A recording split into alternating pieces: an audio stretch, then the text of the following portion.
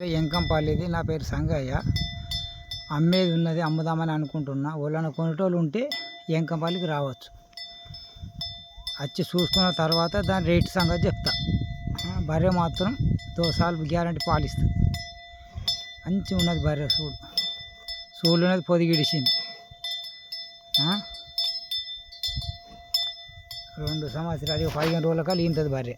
ఒక్కొక్క కొనేటోళ్ళు ఉంటే రావచ్చు, చూసి కొట్టుకుపోవచ్చు.